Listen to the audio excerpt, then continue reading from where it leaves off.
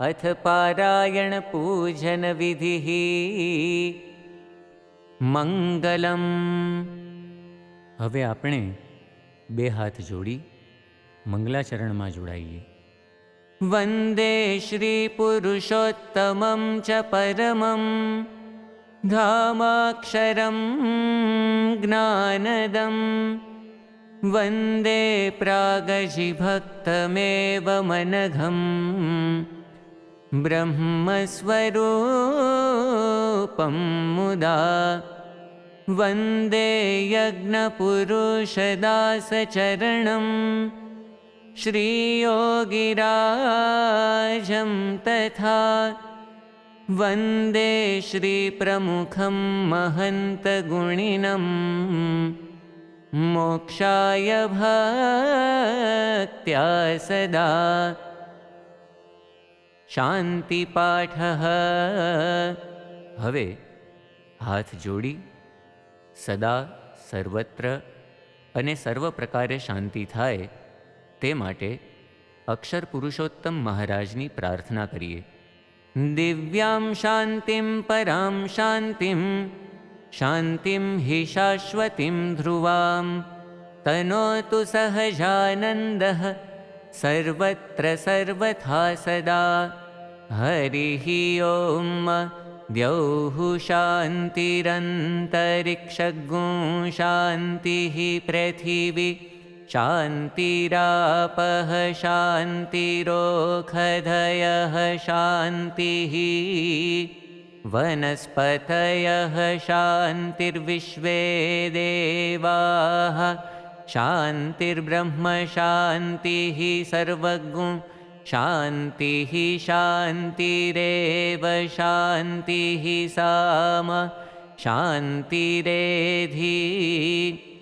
जतो यतः समीहसे ततो नो अभयं कुरु शन्नः कुरु प्रजाभ्यो भयन्नः पशुभ्यः विश्वानि देव सवितर्दुरिता निपरासुव झद्भद्रन्तन्न आसुव।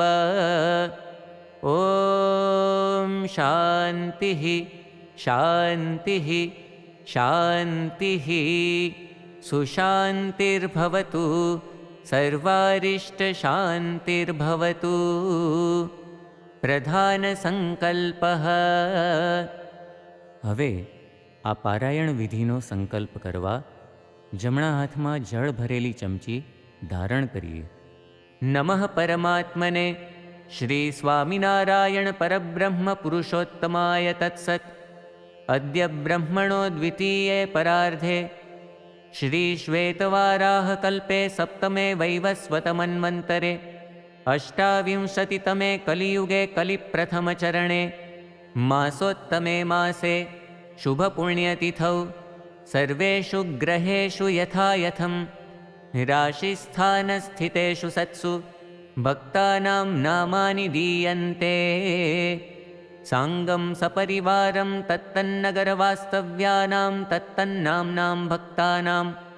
हवे प्रत्येक यजमान हरिभक्त पोतपोतानुं नाम मनमा बोले। अत्र उपस्थितानामनुपस्थितानां च सर्वेषां सत्संगिनां साधूनां पार्षदानां साधकानां समस्तगुणातीतमण्डलभक्तानां। हवे અહીંથી જે રીતે બોલવામાં આવે તે રીતે બોલો। ધર્મ अर्थ काम मोक्ष फल प्राप्ति अर्थम अक्षर पुरुषोत्तम सिद्धांत साक्षात्कार अर्थम अक्षर रूपता प्राप्ति पूर्वक पुरुषोत्तम सहजानंद भक्ति अर्थम दास भाव दिव्य दृष्टि सुहृद भाव आदि प्राप्ति अर्थम परब्रह्म श्री स्वामिनारायण गुरुहरि श्री प्रमुख स्वामी महाराज प्रकट गुरुहरि श्री महंत स्वामी महाराज प्रसन्नता प्राप्ति अर्थम सर्व अभिलाष सिद्धि अर्थम यथा ज्ञानेन यथा मिलितोपचार द्रव्यैः चातुर्मासे त्रिदिनावधिकपारायण निमित्ते अक्षर पुरुषोत्तम महाराज पूजन पूर्वकं ग्रंथ पूजनाख्यं कर्म अहं करिष्ये। जळ नीचे पधराओ। स्वस्ति वाचनम। हवे આપણે સૌ પોતપોતાના ઘરમાં બાજોઠ ઉપર પધરાવેલા અક્ષર પુરુષોત્તમ મહારાજ તેમજ ગુરુ પરંપરાની મૂર્તિઓ તેમજ ગ્રંથનું કંકુ અને અક્ષતથી પૂજન કરીશું અને ત્યારબાદ પરિવારના દરેક સદસ્યોના ભાલે પણ કંકુ અને ચોખાનો ચાંદલો કરીશું। मनसि राजतां स्वस्ति स्वस्ति वचसि कर्मणि भूयात् स्वस्तिमयं सर्वं स्वामिनारायण प्रभो। हरिः ओं। स्वस्ति न इन्द्रो वृद्धश्रवाः स्वस्ति नः पूषा विश्ववेदाः स्वस्ति नस्तार्क्ष्यो अरिष्टनेमिः स्वस्ति नो बृहस्पतिर्दधातु भद्रं कर्णेभिः शृणुयाम देवा भद्रं पश्येमाक्षभिर्यजत्राः स्थिरैरङ्गैस्तुष्टुवागुंसस्तनुभिर्व्यशेमहि देवहितञ्जदायुः। શ્રી સ્વામિનારાયણ ભગવાનની જય. હવે આપણે વક્તા સંતને વિનંતી કરીએ કે આપણને પારાયણનો લાભ આપે.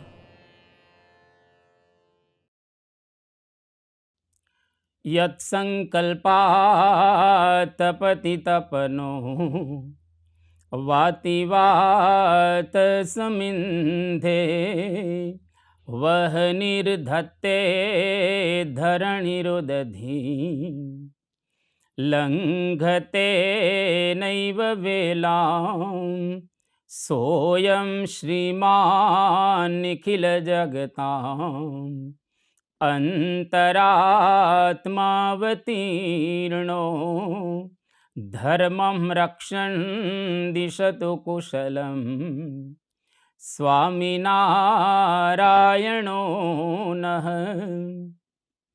શ્રી સ્વામિનારાયણ ભગવાનની જય. અક્ષર પુરુષોત્તમ મહારાજની જય. રાધા કૃષ્ણ દેવની જય. સિયાવર રામચંદ્ર ભગવાનની જય. ઉમાપતિ મહાદેવની જય. પ્રમુખ સ્વામી મહારાજની જય. મહંત સ્વામી મહારાજની જય. પ્રમુખ સ્વામી મહારાજ શતાબ્દી મહોત્સવની જય. ગઈકાલે સત્સંગી જીવન અંતર્ગત હરિગીતામાંથી આપણે 2-3 વાતો સમજેલા છીએ. ઘનશ્યામ બાલ પ્રભુ પોતાની માતાને સંતનો મહિમા સમજાવી અને એવા સંત દ્વારા ધર્મ જ્ઞાન વૈરાગ્ય અને ભક્તિ સંપાદન કરવામાં આવે તો અજ્ઞાન ટળે, માયાનો નાશ થાય અને આત્યંતિક કલ્યાણને પ્રાપ્ત કરી શકીએ. તો ગઈકાલે સંતનો મહિમા સમજ્યા, સાથે સાથે જીવનની અંદર ધર્મ એનું પણ જ્ઞાન આપણે પ્રાપ્ત કર્યું. હવે ઘનશ્યામ બાલ પ્રભુ પોતાની માતાને જ્ઞાન આપી રહ્યા છે, જ્ઞાનનું સ્વરૂપ સમજાવી રહેલા છે. જીવનની અંદર જ્ઞાન પ્રાપ્ત કરવું એ ખૂબ જ મહત્વનું રહેલું છે. એટલા માટે તો આપણા શાસ્ત્રોની અંદર, વેદોની અંદર બતાવવામાં આવ્યો કે ઋતે જ્ઞાનાન્ન મુક્તિ, અર્થાત જ્ઞાન દ્વારા જ આપણે મુક્તિને પ્રાપ્ત કરી શકીએ, આત્યંતિક કલ્યાણ કરી શકીએ. આવો ખૂબ જ સુંદર મહિમા જ્ઞાનનો શાસ્ત્રોની અંદર બતાવવામાં આવ્યો છે. જ્ઞાનનું સ્વરૂપ શિક્ષાપત્રીની અંદર પણ સુંદર બતાવવામાં આવ્યું છે.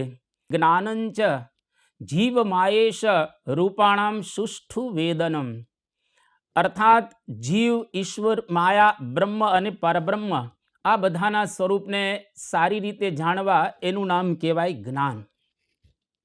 જ્યાં સુધી આ તત્વોને આપણે બરાબર રીતે ન જાણી શકીએ ત્યાં સુધી જીવનની અંદર આપણે યથાર્થ જ્ઞાની ન બની શકીએ. તો ભગવાન સ્વામિનારાયણ અહીંયા આગળ પોતાની માતાને વિશેષ 2 તત્વનું જ્ઞાન સમજાવી રહેલા છે. તચ્ચ જ્ઞાનમ દ્વિધા પ્રોક્તમ તત્રેક જ્ઞાનમાત્મનઃ પરમાત્મ સ્વરૂપસ્ય જ્ઞાનમ ચેત્ય પરમ મતમ. કે માતા, એક જ્ઞાન છે જીવાત્માનું અને બીજું જ્ઞાન છે પરમાત્માનું. આ 2 જ્ઞાન જો તને થાય તો એના દ્વારા કોઈ પણ પ્રકારે જગતની અંદર બંધન ન થાય. એમાં પહેલું જ્ઞાન જીવાત્માનું. જો ખરેખર આત્માનું, જીવનું કે જીવાત્માનું આપણને યથાર્થ જ્ઞાન થાય તો દુનિયાના બધા જ પ્રશ્નોનું આપણે સમાધાન કરી શકીએ. કોઈ પણ પ્રશ્ન આપણી સમક્ષ ઉપસ્થિત થાય તો એનું સુપેરે આપણે સમાધાન કરી શકીએ. કોઈ પણ પ્રકારે આપણા જીવનની અંદર દુઃખ ન રહે. એક વખત અમદાવાદની અંદર પ્રથમ પ્રકરણનું 20મું વચનામૃત વંચાતું હતું અને એ વખતે ગોપાળાનંદ સ્વામી નિરૂપણ કરતા હતા કે જે પોતાના સ્વરૂપને ન જાણે એ અજ્ઞાનીમાં અતિશય અજ્ઞાની છે, મૂર્ખમાં અતિશય મૂર્ખ છે, ઘેલામાં અતિશય ઘેલો છે અને નીચમાં અતિશય નીચ છે. આ વાત જ્યારે સર્વનિવાસાનંદ સ્વામી સાંભળી તો સર્વનિવાસાનંદ સ્વામીને એવો વિચાર થયો કે મારે મારા સ્વરૂપને જાણવું છે અને બધા જ દુઃખો થકી મુક્તિ પ્રાપ્ત કરવી છે. તો સર્વનિવાસાનંદ સ્વામી ઘણા બધા પ્રલોભનોને છોડી અને ગોપાળાનંદ સ્વામીની સાથે વડતાલ જઈ અને આ જ્ઞાનને બરાબર સમજ્યા અને પોતાની ઉપરથી જે 4 ટાઇટલ એને ટાળ્યા અને પરમ સુખી થયા. તો જીવનની અંદર જો પરમ સુખી થવું હોય તો આત્માનું જ્ઞાન એ અતિશય અગત્યનું રહેલું છે, જેના દ્વારા માન અપમાન, સુખ દુઃખ, સંસારના દ્વંદ્વો એમાંથી આપણે પર થઈ શકીએ અને પરમ આનંદની પ્રાપ્તિ થાય. એક વખત પરમ પૂજ્ય પ્રમુખ સ્વામી મહારાજ જેઓ આફ્રિકા વિદેશ ધર્મયાત્રાએ ગયેલા હતા અને ત્યાં આગળ હર્ષદભાઈ રાણા એમણે પરમ પૂજ્ય પ્રમુખ સ્વામી મહારાજને એક પ્રશ્ન પૂછ્યો કે સ્વામી, એવું કોઈ ઇરેઝર છે જે ચેક રબર કે જેના દ્વારા સુખ દુઃખ માન અપમાન એ કોઈ લાગે જ નહીં, બધા ભૂસાઈ જાય, સંસારના કોઈ દુઃખો જ ન રહે? ત્યારે પરમ પૂજ્ય પ્રમુખ સ્વામી મહારાજે બહુ સુંદર ઉત્તર આપ્યો કે હા છે ને. કયું ઇરેઝર? તો કે શ્રીજી મહારાજે શિક્ષાપત્રીમાં આ વાત કરેલી છે, 116મો શ્લોક કે નિજાત્માનમ બ્રહ્મરૂપમ દેહત્રય વિલક્ષણમ વિભાવ્યતેન કર્તવ્યા ભક્તિ કૃષ્ણસ્ય સર્વદા. એટલે કે 3 દેહથી પર થઈ અને પોતાના આત્માને બ્રહ્મ સંગાથે એકતા કરી અને પરબ્રહ્મની ભક્તિ કરવામાં આવે તો બધા જ દુનિયાના દુઃખો છે એને આપણે વિદારી શકીએ, એનો નાશ કરી શકીએ. આ મોટામાં મોટું ઇરેઝર રહેલું છે. એટલા માટે તો આપણા શાસ્ત્રો વારે વારે આપણને કહે છે આત્માનમ વિદ્ધિ, આની ઉપર ભાર મૂકે છે કે તું તારા આત્માને બરાબર રીતે જાણ. સોક્રેટિસ જેવા મહાન ફિલોસોફર, તત્વચિંતક એ પણ આ જ વાતને દ્રઢાવે છે કે નો થાય સેલ્ફ, તું તારી જાતને બરાબર જાણ. તો રમણ મહર્ષિ જેવા યોગીઓ પણ વારે વારે આ વસ્તુ કહેતા હતા, હુ એમ આઈ, હું કોણ છું એને બરાબર રીતે તમે જાણો. જો આ પ્રમાણે આપણને જ્ઞાન થાય તો તમામ પ્રશ્નોનું, તમામ દુઃખોનું આપણે નિવારણ કરી શકીએ, સમાધાન કરી શકીએ. આપણને આખા વિશ્વનું જ્ઞાન હોય છે, વિશ્વમાં કેટલા દેશો છે, કયા દેશના વડાપ્રધાન કોણ છે, અત્યારે સમાજની પરિસ્થિતિ કેવી રહેલી છે, આખા વિશ્વનું આપણે જ્ઞાન ધરાવીએ છીએ, પરંતુ આપણને આપણા સ્વરૂપનું જ્ઞાન નથી. અને જ્યાં સુધી આપણા સ્વરૂપનું જ્ઞાન ન થાય ત્યાં સુધી દુનિયાના કોઈ દુઃખો એને આપણે પાર ન કરી શકીએ. એટલા માટે આત્મજ્ઞાન અહીં આગળ પોતાની માતાને બાલ પ્રભુ આપી રહેલા છે. આત્મજ્ઞાન કરવાની રીત બતાવી રહ્યા છે કે માતા કઈ રીતે જીવનની અંદર આત્મજ્ઞાન કરવું, આત્માને વ્યવસ્થિત કઈ રીતે ઓળખવો, બહુ પ્રેક્ટિકલ ભગવાન સ્વામિનારાયણ પોતાની માતાને સમજાવી રહેલા છે. આપણે પણ જ્યારે સત્સંગની અંદર દૃષ્ટિપાત કરીએ તો એવા કેટલાય સંતો અને હરિભક્તો જેણે આ પ્રકારનું આત્મજ્ઞાન પોતાના જીવનની અંદર સિદ્ધ કરેલું, એના પ્રસંગો ઉપરથી આપણને ખ્યાલ આવે કે આત્મજ્ઞાન કઈ રીતે આપણા જીવનની અંદર સિદ્ધ કરી શકાય, એને કરવાની રીત કઈ. જેમ કે હું શરીર નથી. સ્વરૂપાનંદ સ્વામીના જીવન ઉપરથી આપણને ખબર પડે. સ્વરૂપાનંદ સ્વામીને કોઈ જગ્યાએ પગમાં વાગે તો એવું કહેતા કે આ પગને વાગ્યું છે પણ મને નથી વાગ્યું. કોઈક વખત આપણું અપમાન કરે, જેમ તુકારામ અને નારદીપુરના તીતા ભગત, એને ઊંધે ગધેડે બેસાડી અને ગામની અંદર વરઘોડો કાઢ્યો, પરંતુ બંનેની સમજણ એવી હતી કે અમારું અપમાન થતું નથી, આ તો શરીરનું અપમાન થાય, હું તો આત્મા છું. જેમ યોગીજી મહારાજ, કોઈ પણ પ્રકારની પરિસ્થિતિ ઉત્પન્ન થાય, યોગીજી મહારાજ સ્થિરતા અને ધીરતા એની અંદર રાખતા હતા, કારણ કે યોગીજી મહારાજ હંમેશા પોતે આત્મા રૂપે વર્તતા હતા, દેહથી પરની અવસ્થાની અંદર પોતે વર્તતા હતા. કોઈ કહી જાય તો એવું માને કે આ દેહને કહ્યું છે, મને ક્યાં કહ્યું છે. એટલે જો ખરેખર આત્માનું જ્ઞાન થાય તો જેમ મુક્તાનંદ સ્વામીએ એક અદ્ભુત કાવ્ય લખ્યું છે કે કેસરી કેરા ગંધથી કરી કોટી ત્રાસે રે, તેમ આત્માના ઉદ્યોતથી અજ્ઞાન નાશે રે. એટલે કે કેસરી સિંહ જ્યારે ગર્જના કરે તો કરોડો હાથીઓ એને ત્રાસ થાય, ભાગી જાય.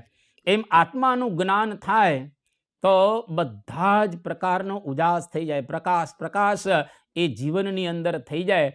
એટલે પોતાની માતાને કહે છે કે માં, હું આત્મા છું, આ શરીર એ મારું સ્વરૂપ રહેલું નથી, એવું તું જાણ. પ્રથમના 21મા વચનામૃતની અંદર વાત કરી કે આ જીવ અનંત જન્મોથી ફરી રહેલો છે અને જેટલું સમુદ્રની અંદર પાણી છે એટલું એ માતાનું ધાવણ ધાવ્યો છે. આટલા બધા જન્મો આપણે લીધેલા છે એટલે સ્વાભાવિક રીતે આપણે દેહરૂપ બની ગયા છીએ. થોડા વર્ષો પૂર્વે અમેરિકાની અંદર one of the best president Abraham Lincoln, એનો શતાબ્દી મહોત્સવ ઉજવવાનો હતો અને 1 વર્ષ સુધી આ કાર્યક્રમ ચાલવાનો હતો. અને અબ્રાહમ લિંકન નું પાત્ર મિસ્ટર ચાર્લ્સ નામના એક અમેરિકન ભજવે છે. હવે આખા વર્ષ દરમિયાન આ પ્રકારના જુદા જુદા પ્રોગ્રામ્સ ત્યાં આગળ થાય, એમાં મિસ્ટર ચાર્લ્સને આ અબ્રાહમ લિંકન બનવાનું.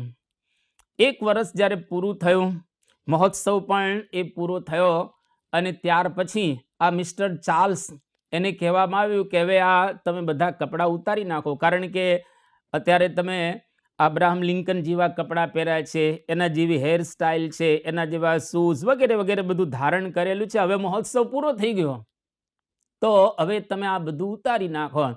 ત્યારે મિસ્ટર ચાર્લ્સ કહે છે કે ના, હું અબ્રાહમ લિંકન જ છું. બધા એને કહ્યું કે તમે તો મિસ્ટર ચાર્લ્સ છો, તમે અબ્રાહમ લિંકન નથી. પણ આ મિસ્ટર ચાર્લ્સને એવું જડબે સલાટ મનાઈ ગયું હતું, એવો અભિનિવેશ થઈ ગયો હતો કે હું તો અબ્રાહમ લિંકન છું. તો એક પોલીગ્રાફ યંત્ર આવે છે, એ પોલીગ્રાફ યંત્ર દ્વારા કોઈ માણસ ખોટું બોલે તો એ પકડાઈ જાય. આ પોલીગ્રાફ યંત્ર લાવવામાં આવ્યું અને એને જોઈન્ટ કરે છે. એમાં મિસ્ટર ચાર્લ્સને કહેવામાં આવ્યું કે હવે તમે બોલો. ત્યારે મિસ્ટર ચાર્લ્સ એવું બોલે છે કે હું અબ્રાહમ લિંકન છું. તો પેલું જે ઇન્ડિકેટર છે સાચી દિશા બતાવે છે. પછી એ બોલ્યા કે હું ચાર્લ્સ છું, તો ખોટી દિશા બતાવે છે. તો યંત્ર પણ આ અભિનિવેશને બરાબર રીતે ઓળખી ન શક્યું. તો આવો એક અભિનિવેશ 1 વર્ષમાં જો થઈ જતો હોય તો આપણે તો અનંત જન્મો ધારણ કર્યા છે. અનંત કરોડો આપણે માતા પિતાના શરીરો ધારણ કર્યા છે. એટલે સ્વાભાવિક રીતે આપણને શરીરનો અભિનિવેશ થઈ જાય. એમાં હું આત્મા છું એ જ્ઞાન પ્રાપ્ત કરવું જરા અઘરું પડે. જેમ ભગવાન સ્વામિનારાયણે ગઢડા પ્રથમના 44મા વચનામૃતની અંદર વાત કરી, ડગલાનું આ વચનામૃત છે કે આ શરીર કોઈક વખત વાણિયા બ્રાહ્મણ કે દરજી દ્વારા ઉત્પન્ન થાય, કોઈક જુદી જુદી આ પ્રમાણે જ્ઞાતિની અંદર ઉત્પન્ન થતું હોય, અને આ શરીર માટે જે કોઈ ડગલો સીવડાવે એટલે કે કપડાં સીવડાવે અને પહેરવામાં આવે તો આપણે એવું નથી કહેતા કે આ દરજી છે એ મારા પિતાશ્રી છે, અને આ દર્જન છે એ મારા માતુશ્રી છે, આવું આપણે સમજતા નથી. એમ આ જીવાત્માને જુદા જુદા મા બાપ દ્વારા જુદા જુદા શરીરો પ્રાપ્ત થાય છે, પરંતુ આપણે એ શરીર નથી, આપણે તો જીવાત્મા રહેલા છીએ. આવા પ્રકારનું જો જ્ઞાન આપણને થાય તો જ ખરેખર આપણે આ શરીરમાંથી બહાર નીકળી શકીએ. એટલે આ પ્રમાણે માતાને આત્મજ્ઞાન સમજાવી રહેલા છે અને માતાને કહ્યું કે માતા, આ શરીર મારું સ્વરૂપ નથી, એનો સાર છે, આવો તું સમજ. અને ત્યાર પછી ઘનશ્યામ બાલ પ્રભુ પોતાની માતાને પરમાત્માનું જ્ઞાન આપી રહેલા છે. આજે હજારો ને લાખો લોકો વિશ્વની અંદર એવા છે કે જે લોકો ભગવાનનો સ્વીકાર કરતા નથી, ભગવાનને માનતા નથી, પરંતુ ભગવાન ચોક્કસ છે જ. મોટા મોટા વૈજ્ઞાનિકો આઇન્સ્ટાઈન, ન્યૂટન કે એડિસન જેવા કે જે લોકો અતિશય બુદ્ધિશાળી હતા, એ લોકો પણ ભગવાનનો સ્વીકાર કરે છે. અરે ન્યૂટન તો એવી વાત કરતા હતા કે પરમાત્માના કોઈ પુરાવા ન મળે, ફક્ત આ પંજો છે એનો જે અંગૂઠો એ એક જ પરમાત્માના પુરાવા માટે પૂરતો છે. કારણ કે ભગવાને આ હાથનો અંગૂઠો એવો બનાવ્યો છે જેમાં દરેક માણસના અંગૂઠા જુદા જુદા પ્રકારના રહેલા છે. એમાં જે રેખાઓ છે એ રેખાઓ કોઈ રિપીટ થતી નથી. વિશ્વની વસ્તી અત્યારે 7 અબજની છે. હજારો માણસો, કરોડો માણસો થઈ ગયા અને ભવિષ્યમાં થશે. કોઈના અંગૂઠા, કોઈની રેખાઓ એ સરખી નથી. કારણ ભગવાને એ પ્રકારની રચના કરેલી છે. એમનું સ્વરૂપ કેવું છે, એમના ગુણો કેવા રહેલા છે, એની વાત અહીંયા આગળ ભગવાન સ્વામિનારાયણ કહેતા બાલ ઘનશ્યામ પોતાની માતાને સમજાવી રહ્યા છે કે અપ્રાકૃત ગુણો વિષ્ણુ નિર્ગુણશ્ચેશ્વરેશ્વર સ્વતંત્ર સ્વપ્રકાશશ્ચ સર્વકારણ કારણ શ્રેયસે ભુવિ લોકાના યોવતારાન બિભર્તિ ચ અનેક કલ્યાણ ગુણ સજ્ઞેય પુરુષોત્તમ. માતા, આ ભગવાન કેવા છે? અપ્રાકૃત ગુણ. ભગવાનની અંદર લૌકિક કોઈ પણ પ્રકારના ગુણ નથી, પરંતુ અલૌકિક ગુણ રહેલા છે. ભગવાન નિર્ગુણ છે, એટલે કે ગુણ વગરના નહીં, પરંતુ એની અંદર લૌકિક ગુણો નથી, અલૌકિક ગુણો ભગવાનની અંદર રહેલા છે. સ્વતંત્ર, ભગવાન સર્વતંત્ર સ્વતંત્ર છે, એને કોઈનો આધાર નથી, પરંતુ ભગવાનને આધારે અનંત કરોડો બ્રહ્માંડો રહેલા છે. અને ભગવાન કેવા છે? સ્વપ્રકાશ, એને બીજાના કોઈના પ્રકાશની જરૂરિયાત નથી, પરંતુ પોતે જ પ્રકાશિત રહેલા છે, જેના દ્વારા અનંત કરોડો બ્રહ્માંડની અંદર પ્રકાશ આવેલો છે. સર્વ કારણ કારણમ, ભગવાન સર્વના કારણ છે. અને જે કંઈ આપણે બધું જોઈએ છીએ એ ભગવાનનું કાર્ય રહેલું છે. એ ભગવાન સમયે સમયે આલોકની અંદર અવતાર ધારણ કરીને પધારે. એમના અવતાર ધારણ કરવાનું પ્રયોજન ભગવાન સ્વામિનારાયણે પોતાના વચનામૃતની અંદર બતાવેલું છે. પોતાના પ્રેમી ભક્તોના મનોરથ પૂરા કરવા માટે, એમને લાડ લડાવવા માટે ભગવાન આ લોકની અંદર પધારે છે, એમનું કલ્યાણ કરવા માટે, અને સાથે સાથે અધર્મનો ઉચ્છેદ કરીને ધર્મનો પ્રસ્થાપન કરે એ ભગવાનનું મુખ્ય કાર્ય રહેલું છે. તો આ પ્રકારે ભગવાનની અંદર અનંત ગુણો છે. અનેક કલ્યાણ ગુણ ગણ કેતા અનેક કલ્યાણકારી ગુણો ભગવાનની અંદર રહેલા છે. સજ્ઞેય પુરુષોત્તમ, એ પુરુષોત્તમ નારાયણ છે. આ પુરુષોત્તમ નારાયણને બરાબર રીતે જો આપણે સમજીએ, એમને જો બરાબર રીતે જાણીએ, તો ખરેખર માયાના બંધનમાંથી મુક્ત થઈ અને આત્યંતિક મુક્તિને પ્રાપ્ત કરી શકીએ. આ પુરુષોત્તમ નારાયણ કેવા છે? તો એના માટે આપણા શાસ્ત્રો કહે છે ભગવાન સાકાર છે, ભગવાન કર્તા છે, ભગવાન સર્વોપરી છે અને ભગવાન પ્રગટ છે. આ ચાર રીતે જો આપણે એને સમજીએ તો ખરેખર ભગવાનને બરાબર રીતે આપણે સમજ્યા ગણાઈએ. તેમાં સૌથી પહેલા ભગવાન સાકાર છે, અર્થાત ભગવાન પોતાના દિવ્ય ધામની અંદર વિરાજમાન છે. અનંત મુક્તોની સાથે મહારાજે લોયાના 14મા વચનામૃતની અંદર વાત કરી કે સર્વથી પર એક તેજનો ગોળો છે અને એની અંદર એક સિંહાસન છે. એ સિંહાસનની ઉપર ભગવાન વિરાજમાન છે.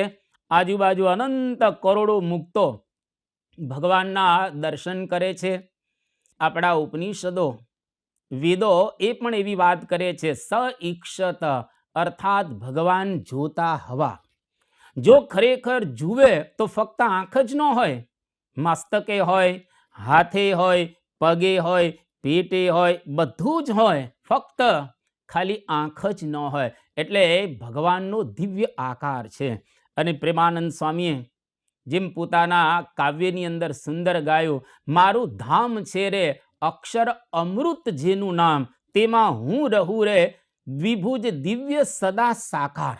ભગવાન સદા સાકાર છે. ઘણા એવું માનતા હોય છે કે ઉપર નિરાકાર અને નીચે આવે ત્યારે નરાકાર, તો ઉપર નિરાકાર ને અહીંયા આગળ સાકાર. એવું નથી, સદા સાકાર. ઉપરે સાકાર અને સમયે સમયે જ્યારે અહીંયા આગળ પધારે ત્યારે પણ સાકાર સ્વરૂપ ધારણ કરી અને ભગવાન પોતે અહીંયા આગળ પધારતા હોય છે.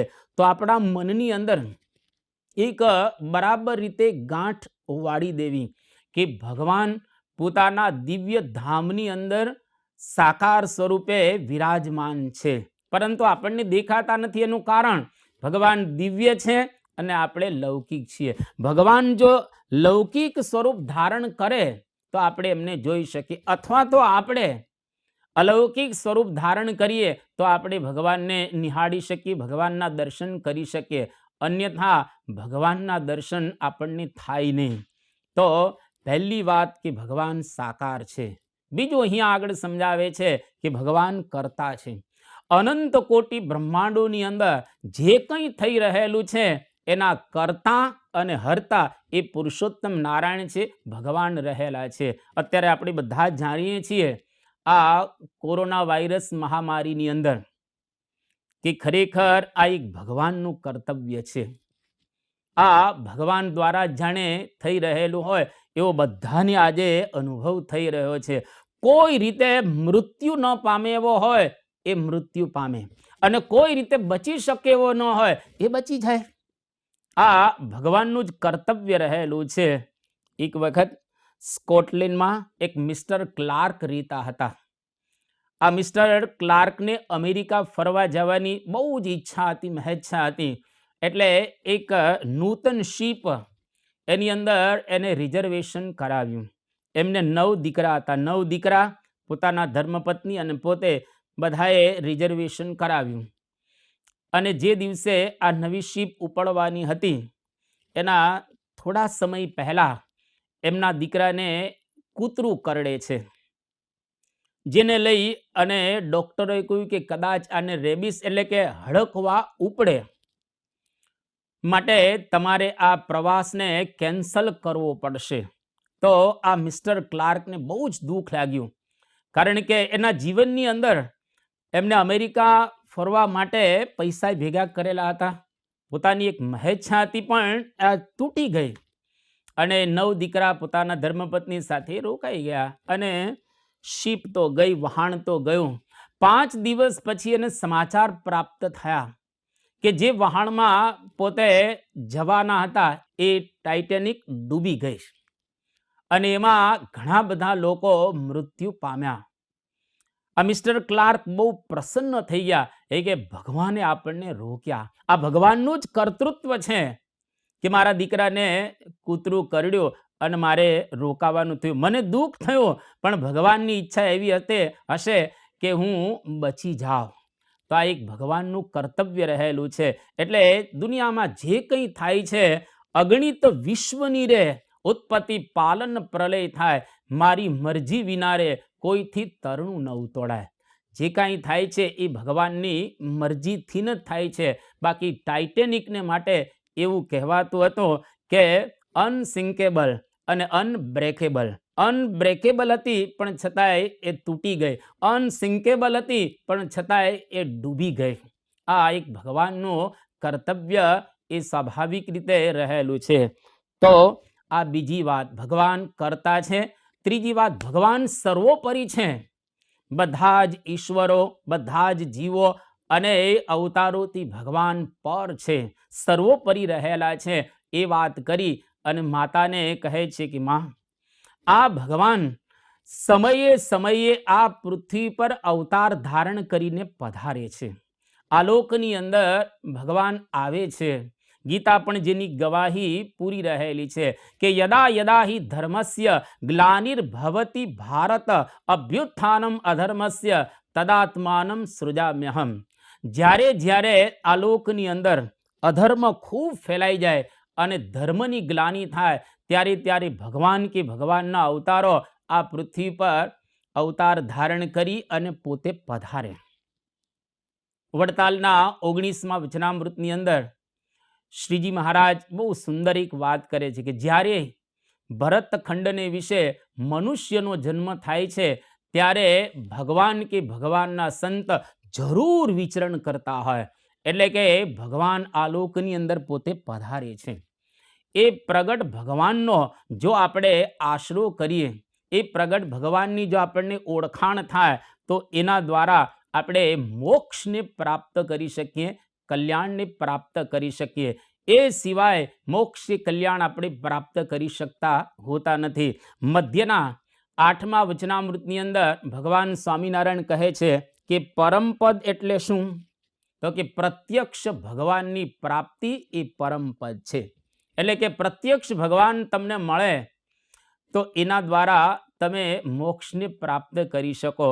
નિષ્કુળાનંદ સ્વામી જેમ ગાયો કે મળે પ્રભુ પ્રગટ પ્રમાણ રે, કાં તો તેના મળેલે કલ્યાણ રે, એહ વિના કોટી ઉપાય રે, આત્યંતિક કલ્યાણ નવ થાય રે. આ નિષ્કુળાનંદ સ્વામી કહ્યું કે કાં ભગવાન મળે અથવા તો ભગવાનને ધારણ કરનારા એવા પરમ એકાંતિક સંત મળે, આ બે સિવાય કરોડો ઉપાયો આપણે કરીએ તો પણ આપણું આત્યંતિક કલ્યાણ ન થાય, મોક્ષ ન થાય. એટલા માટે આપણે મોક્ષ પ્રાપ્ત કરવો હોય તો પ્રગટ ભગવાનની એ ઓળખાણ કરવી પડે. અને જ્યાં સુધી પ્રગટ ભગવાન ઓળખાય નહીં ત્યાં સુધી આપણે એ માર્ગે ચાલી ન શકીએ.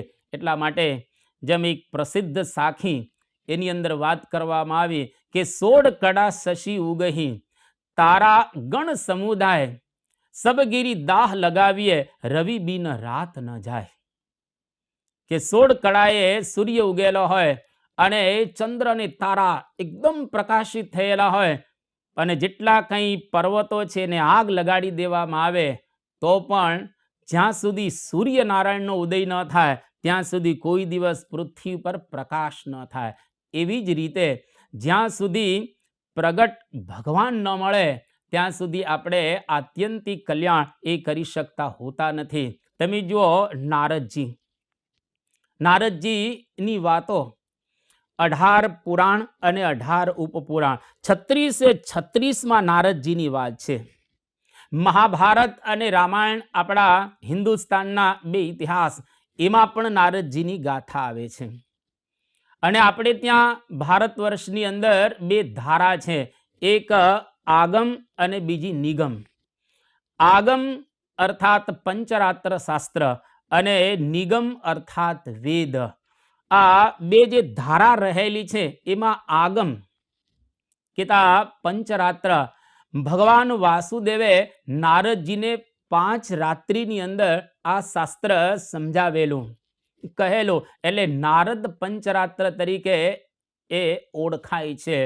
તો આગમમાં પણ નારદજીની ગતિ હતી, પુરાણોમાં પણ નારદજીની ગતિ હતી, ઇતિહાસની અંદર પણ નારદજીની ગતિ હતી અને વેદો વગેરેની અંદર પણ નારદજીની ગતિ હતી. આવા એક મહાન સંત નારદજી હતા અને નારદજી હંમેશને માટે પોતે આમ ચિરંજીવી કહેવાય.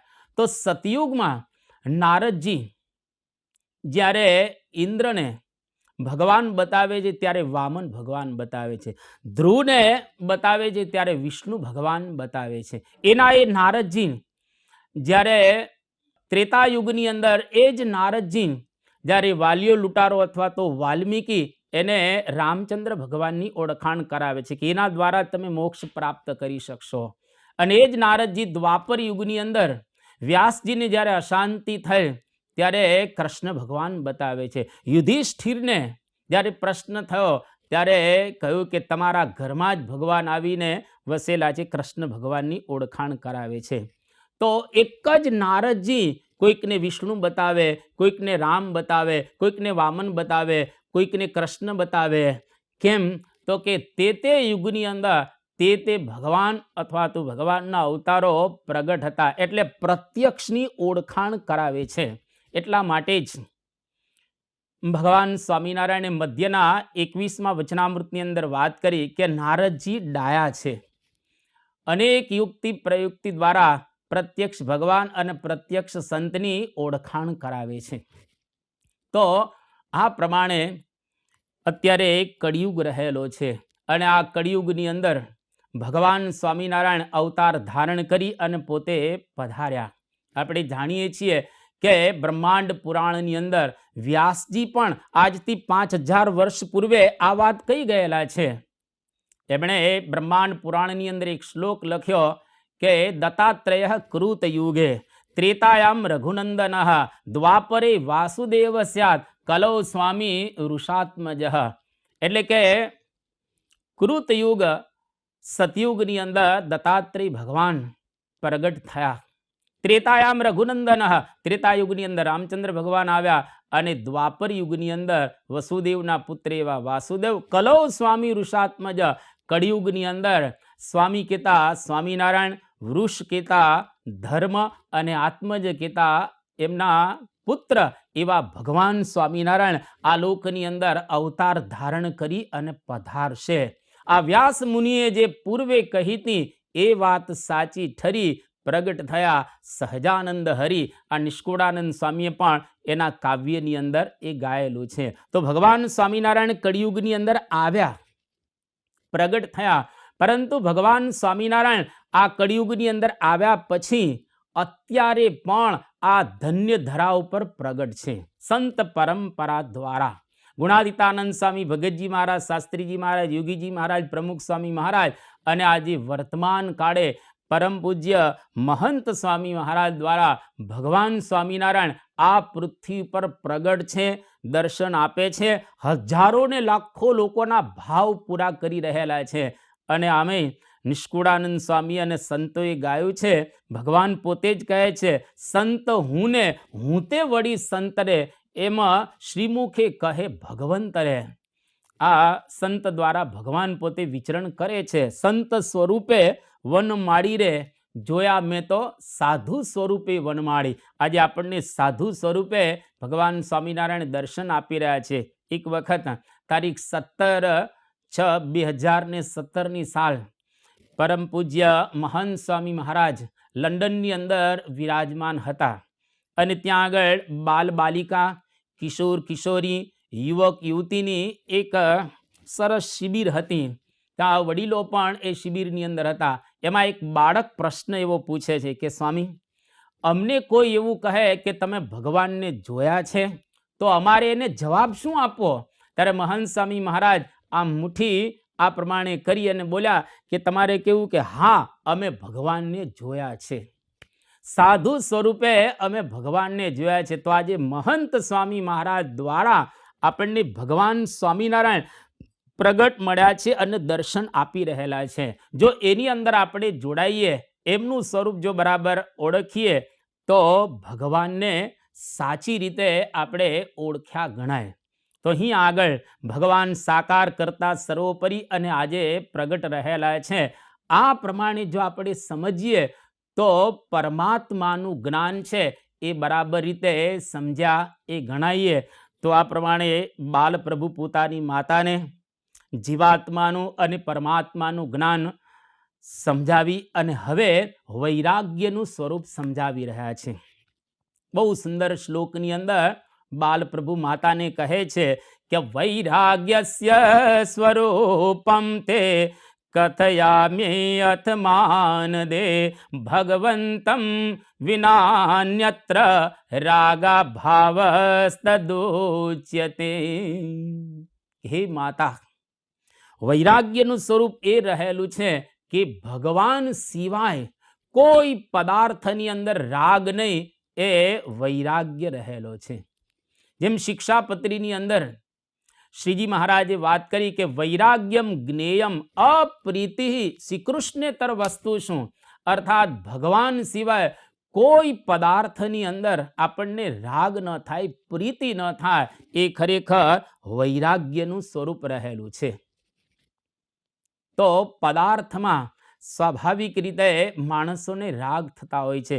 વિરાગની કેતા વૈરાગ્યની વ્યાખ્યા પણ સુંદર આપવામાં આવી. વિગત રાગ યસ્માત ઇતિ વિરાગ, જેમાંથી રાગ જતો રહ્યો હોય એને વૈરાગ્ય કહેવાય. આ પોતાની માતાને સમજાવે છે. પરંતુ આપણે જાણીએ છીએ કે વૈરાગ્યના અનંત ભેદો રહેલા છે. પરંતુ 4 પ્રકારનો વૈરાગ્ય જગતની અંદર ખૂબ પ્રસિદ્ધ છે. સૌથી પહેલો વૈરાગ્ય જેને આપણે સ્મશાન વૈરાગ્ય કહીએ, એટલે કે સ્મશાનની અંદર આપણે જઈએ તો ત્યાં થતો વૈરાગ્ય એટલે સ્મશાન વૈરાગ્ય. કોઈ પણ માણસનું જ્યારે મૃત્યુ થાય અને આપણે સ્મશાને જઈએ તો થોડો સમય તો આપણને વૈરાગ્ય થાય કે આ મરણા જરણા સંસાર છે, એક વખત આ બધું છોડીને જવાનું છે. અત્યારે આ કોરોના વાયરસની મહામારીની અંદર માણસોને અતિશય અત્યારે વૈરાગ્ય થતો આપણને દેખાય કે માણસો કેટલાય મરી રહેલા છે. આજે સુરતની અંદર આ મહામારી વિશેષ પ્રમાણની અંદર દૃષ્ટિગોચર થઈ રહેલી છે અને લોકોની અંદર એક ગભરાટ છે.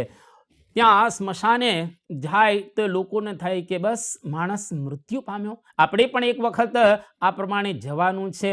તો એ સ્મશાન વૈરાગ્ય. પણ જેવો પાછો એ ઘરે આવે એટલે બધું જ પોતે ભૂલી જતો હોય છે. ગુણાતીતાનંદ સ્વામીએ પોતાની વાતમાં એક વાત એવી લખી છે કે આ જીવ ગિરનાર પર્વત જેટલા મળદા બાળીને આવેલો છે, પરંતુ હજુ એને વૈરાગ્ય થયો નથી. અને આ એક મોટામાં મોટું આશ્ચર્ય રહેલું છે. મહાભારતની અંદર જેમ કહેવામાં આવ્યો કે અહની અહની ભૂતાની ગચ્છંતી હે યમાલયમ શેષાહા સ્થિરત્વમ ઇચ્છંતી કિમાશ્ચર્યમ અતઃ પરમ. એટલે કે દરરોજ હજારો માણસો યમાલયમ ગચ્છંતી, યમ રાજાના દરબારની અંદર જાય છે, પરંતુ છતાંય શેષાહા બાકી વધેલા માણસો એ એવું જ માને છે કે હંમેશને માટે અમારે અહીંયા આગળ રહેવાનું છે. આ મોટામાં મોટું આશ્ચર્ય છે.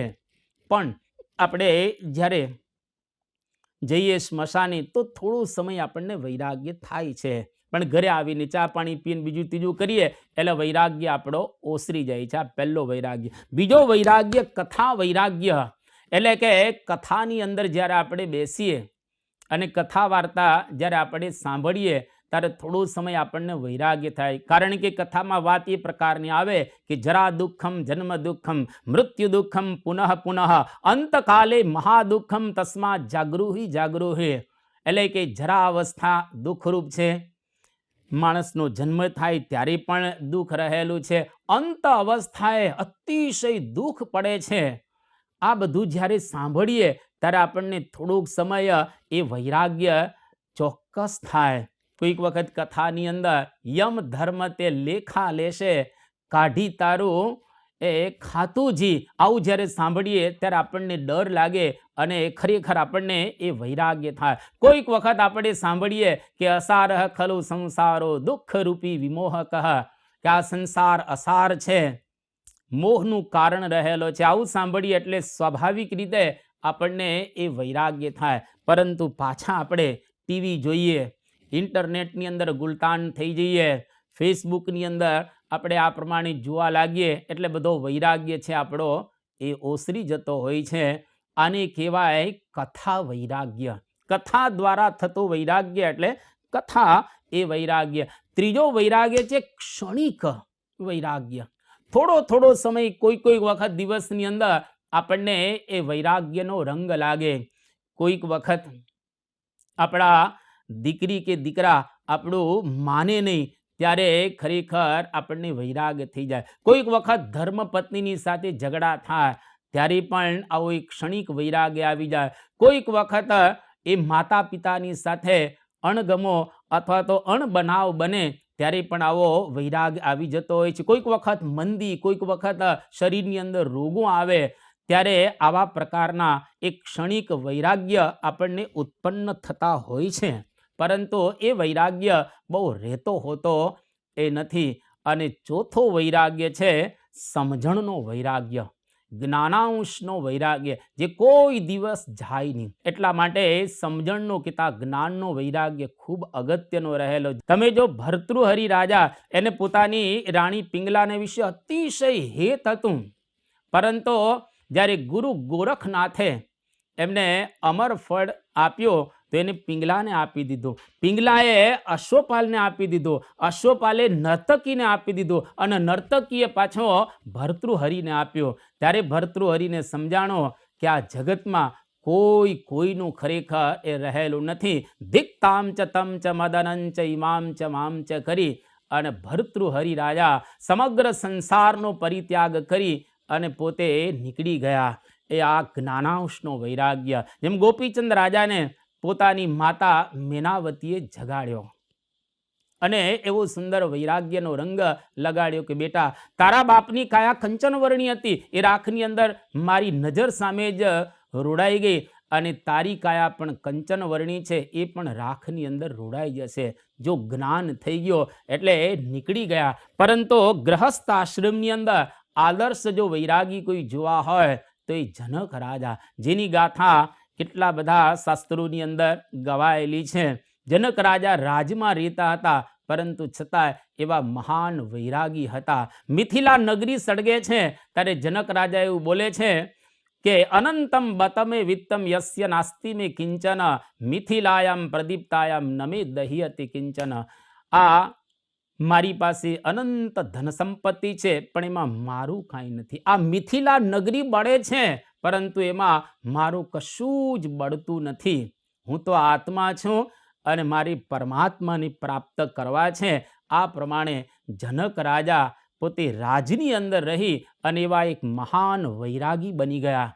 તો ગ્રહસ્થ આશ્રમની અંદર રહીને પણ વૈરાગ્ય આપણે કેળવી શકીએ, વૈરાગ્ય આપણા જીવનની અંદર આપણે ધારણ કરી શકીએ જો ખરેખર એ પ્રકારે આપણી વૃત્તિ રહે તો. અહીં આગળ બાલ પ્રભુ પોતાની માતાને વૈરાગ્યની વાત કરતા કહે છે કે માં, દુનિયાની અંદર જેટલા કંઈ પદાર્થો છે તમામ પદાર્થો નાશ પામવાના છે. કોઈ પદાર્થ શાશ્વત નથી, એટલે એમાં કોઈ દિવસ તમે રાગ ન રાખતા. અને ખરેખર માતાને બાલ પ્રભુની વાત છે એકદમ ઉતરી જાય છે અને એમનો રાગ દૂર થાય છે. પછી બાલ પ્રભુ પોતાની માતાને બહુ સુંદર એ છેલ્લે આ વૈરાગ્યની વાત સમજાવતા કહે છે કે માતા, ખરેખર જીવનની અંદર જો રાગનો અભાવ થાય તો જ ભક્તિની અંદર આપણો પ્રવેશ થાય. અને છેલ્લે આ પ્રકરણની અંદર પોતાની માતાને સમજાવે છે સ્વરૂપમિથમ જનૈત્રિતુભ્યમ પ્રોક્તમ વિરક્તે સહકારણેન વદામિ ભક્તે તન્મુમુક્ષો અભીષ્ટદાયા ભવપાશ બંધા. આ પ્રમાણે બાલ પ્રભુ પોતાની માતાને કહે છે કે માં, મેં તને વૈરાગ્યનું સ્વરૂપ છે એ સમજાવ્યું. હવે હું તને ભક્તિની વાત કરીશ કે જેના દ્વારા તું આત્યંતિક કલ્યાણને પ્રાપ્ત કરી શકીશ. આ ત્રણ ધર્મ, જ્ઞાન અને વૈરાગ્ય એ ભક્તિના અંગ રહેલા છે. આ ત્રણની સાથે ભક્તિ થવી જોઈએ. આ ત્રણને સાથે રાખી અને જો ભક્તિ કરવામાં આવે તો ખરેખર મુક્તિને પ્રાપ્ત કરી શકાય. તો અહીં આગળ આ વૈરાગ્યની વાત પૂરી કરી અને હવે આવતીકાલે ભક્તિની વાત સમજાવશે. ખરેખર આ હરિગીતાની અંદર ભક્તિને મુખ્ય બતાવવામાં આવેલી છે. ધર્મ, જ્ઞાન અને વૈરાગ્ય એમના અંગ બતાવવામાં આવ્યા છે. કારણ કે ભક્તિ છે હૃદયનો વિષય રહેલો છે. અને બાકી જે કંઈ સંસારની અંદર આપણે જોઈએ છીએ એ બુદ્ધિનો વિષય છે. એટલે બુદ્ધિથી જીવી શકાય પણ હૃદયથી જીવનારા બહુ ઓછા માણસો હોય છે. તો આવતીકાલે પોતાની માતાને ખૂબ સુંદર રીતે આ હરિગીતાનો સાર અને સમગ્ર જેટલા કંઈ શાસ્ત્રો રહેલા છે તમામનો સાર આવતીકાલે બાલ પ્રભુ ભક્તિના માધ્યમ દ્વારા પોતાની માતાને એ સમજાવશે. આજની પારાયણને અહીંયા આગળ આપણે પૂર્ણ કરીએ છીએ. શ્રી સ્વામિનારાયણ ભગવાનની જય. સ્વામિનારાયણ નારાયણ નારાયણ.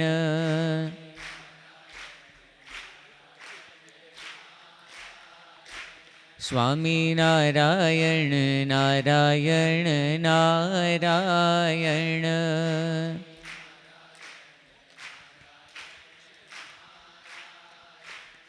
સ્વામિનારાયણ સ્વામિનારાયણ.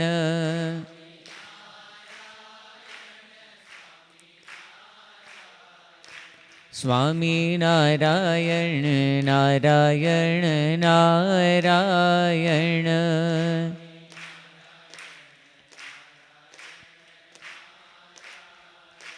સ્વામિનારાયણ નારાયણ નારાયણ.